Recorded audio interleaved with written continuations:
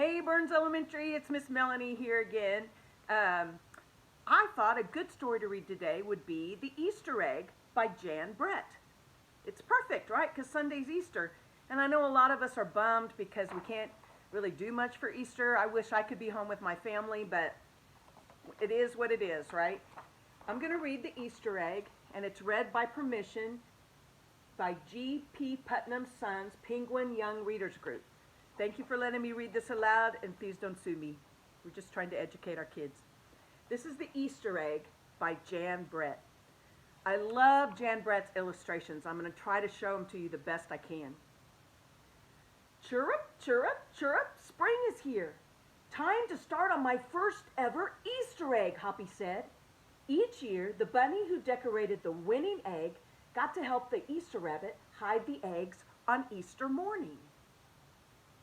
I love her illustrations because they're so detailed.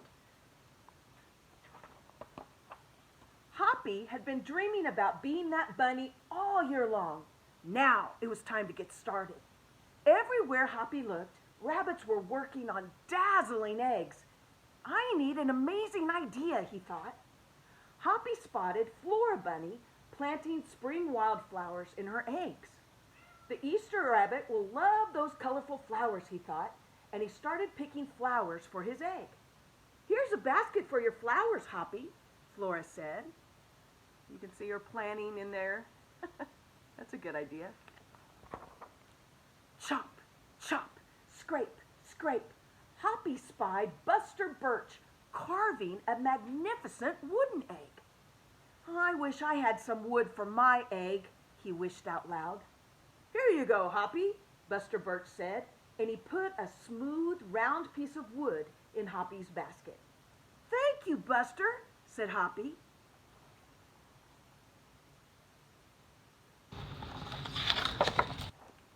Hoppy was hopping along when the smell of sweetness led him out of the woods and straight to the chocolate egg that Aunt Sassafras was decorating with creamy frosting, squiggles, and bows. Hello, Hoppy, she said, and she put some chocolate squares into his basket. Hippity-hop, Hoppy exclaimed. I'll make the Easter rabbit a chocolate egg so sweet it'll make his whiskers tingle. Doesn't that look delicious? Can you see that? Ooh, baby. Then Hoppy saw Granny Irene decorating one of her fabulous story eggs. First, she traced a design on the egg with a special tool. Then she dipped the egg in pots of yellow and green, orange, and red dye, adding to the design each time. Hoppy couldn't believe his eyes. I'll never make an egg that beautiful, he told Granny Irene. She smiled. Oh, just try, she said, giving him one of her very special tools. Hoppy was hopping by Hans Vanderrabbit's garden when he spotted an extraordinary egg. Hans was painting a portrait of the Easter rabbit that was so real it looked like it was alive. Fantastic, Hoppy exclaimed. Thank you, Hoppy, Hans said. Why don't you make a painting on your egg?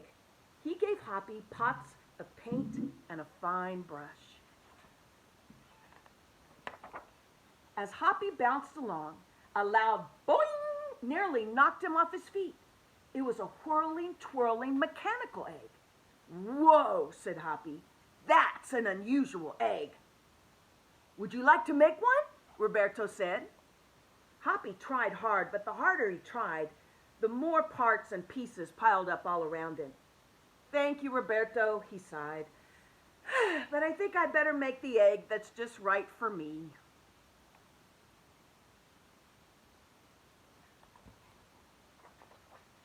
Hoppy hopped back to the woods, and he lay down under a tall tree to think.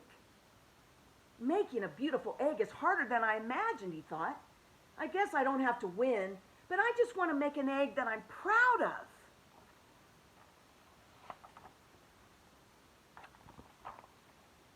Suddenly, the woods rang with the squawking of birds sounding an alarm. Mother Robin swooped down, calling wildly as if she couldn't decide where to go. An egg had tumbled out of Mother Robin's nest. Inside the perfect blue egg was a baby robin that needed its mother to keep it warm until it hatched.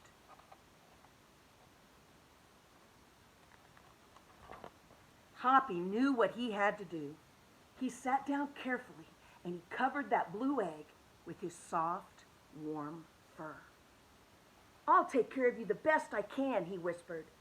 Relieved, Mother Robin chirped and settled down on her other 2 eggs.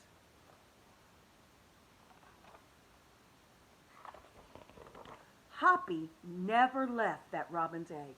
If it was sunny and warm, he carefully turned the egg in its nest of moss. If it was rainy and cold, he kept the egg covered and dry. At night, wild animals passed by. Hoppy crouched down and stayed hidden in the ferns. Often he heard strange noises coming from above, but Hoppy never ran away.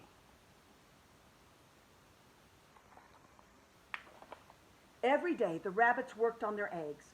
Tadpoles turned into frogs, buds swelled into leaves, and Easter came closer and closer. Finally, it was time for the rabbits to take their eggs to the glen. They'd forgotten all about Hoppy, who was quietly sitting on the blue egg under the tall tree in the woods. Early the next morning, the rabbits waited for the Easter rabbit. Suddenly, a beautiful wagon rolled towards them out of the mist, and it stopped. The Easter bunny stepped down from the wagon and admired all the decorated eggs one by one. "You have brought me the most beautiful eggs in the world, but a very special one is not here," he told them. The rabbits were puzzled. Whose egg could that be? "Fill my wagons with your wonderful eggs," he said, "and when I return, I will show you." And he disappeared into the woods. He came back with Hoppy, looking scruffy and bedraggled. "Hoppy has an amazing egg to be proud of," the Easter rabbit told them. "He has kept Mother Robin's egg warm and safe until her baby bird hatched, and she could take care of it." The Easter rabbit placed the empty blue shell in the place of honor atop the wagon, and now they were ready to go. The rabbits cheered for the egg that had surprised them all. "It's our best Easter ever, Hoppy," they shouted, and then the brave little bunny and the Easter rabbit rode off together to hide the eggs for girls and boys to find on Easter morning. And that was Jan Brett's The Easter Egg. Everybody have a happy Easter and stay safe. Love you.